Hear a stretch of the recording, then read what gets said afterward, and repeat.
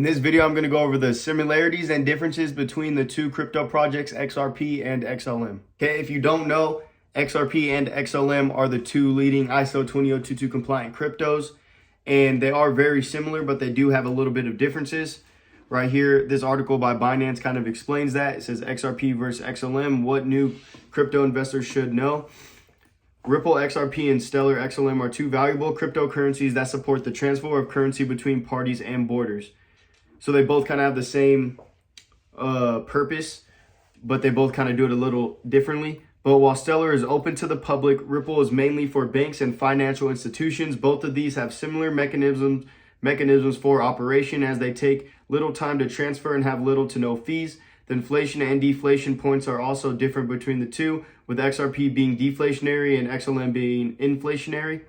XRP and XLM are altcoins that focus on managing cross-border transactions. XLM is available mainly to those who don't have access to traditional banking functions. XRP is for people who do business with banks. These two currencies are different in many ways, but you'll also find in this brief guide that they have a few similarities. XLM is still on Coinbase and all the major crypto exchanges, while XRP has been taken off of all of them except KuCoin. XRP will probably be the one that is used more to interact with central bank digital currencies, which is good for that project. But XLM is, in my opinion, a little bit easier for like the normal person to use. Me personally, I buy both of them, but I am more bullish on XRP than XLM. But I do invest in both of these currencies, and I don't think that one will outperform the other that much. Usually, if you look at the price movement, they kind of move with each other. So if XRP goes up, most of the time you'll see XLM go up and vice versa. How does XRP work? Ripple XRP was introduced in 2012 as a cryptocurrency written in the C language. The currency uses a global blockchain that allows people worldwide to complete payments with each other. For reference, Ripple is the company behind the blockchain, while XRP is the cryptocurrency. The Ripple system lets people complete XRP transactions faster with minimal transaction fees. XRP resolves the problem surrounding traditional cross-border payments, including slow transaction speeds and high fees.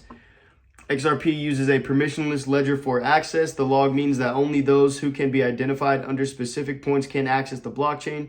The system limits XRP access to banks and other financial entities, ensuring the security of the network.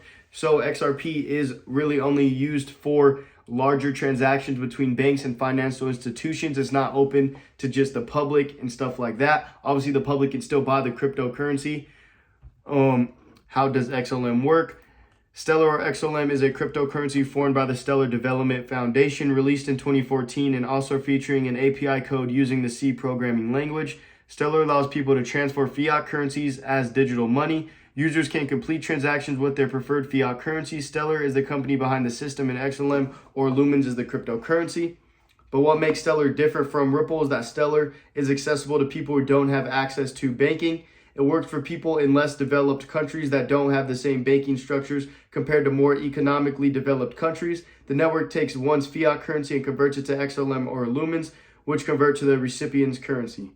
The design is highly accessible and does not require someone to have to enter a bank to use it. The permissionless blockchain makes it possible for people to access the network and start trading in moments. The universal nature of XLM also ensures that people can trade the currency without having to worry about physically transferring specific fiat currencies to others that might not be readily available for trade. So XLM is a little bit easier to use for people in third world countries, which is very bullish for that project. Basically, XRP and XLM kind of both function for the same reason and everything like that, but XRP is more towards big transactions for banks and financial institutions, and XLM is a little bit easier for smaller people that maybe don't have access to banks and everything like that. But I definitely am bullish on both of these projects, and I don't think it's whether you should buy one over the other.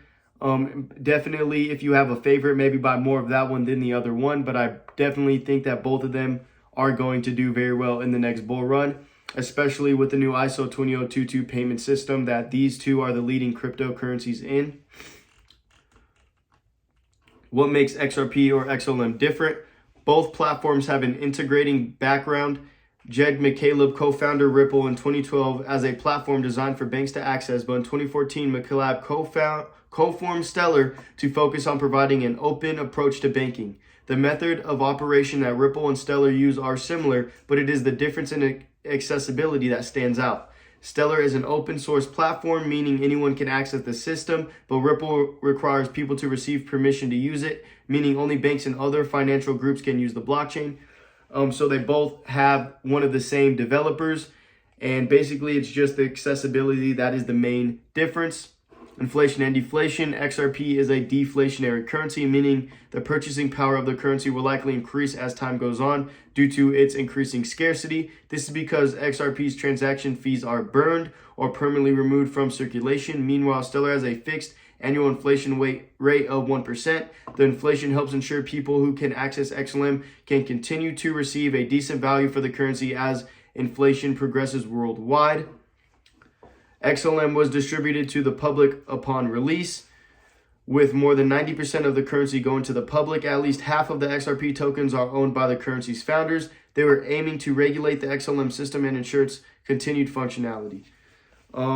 Basically, the main difference is the inflation and deflation is not that big of a difference to me.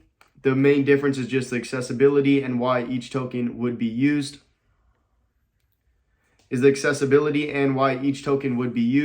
But I am bullish on both projects and am continuing to accumulate both XLM and XRP, but I do own a little bit more of XRP just because I've been buying it longer and do think that XRP will be the one to interact with central bank digital currencies, which I do think is going to be a very big thing in the coming years once those start getting released to the public.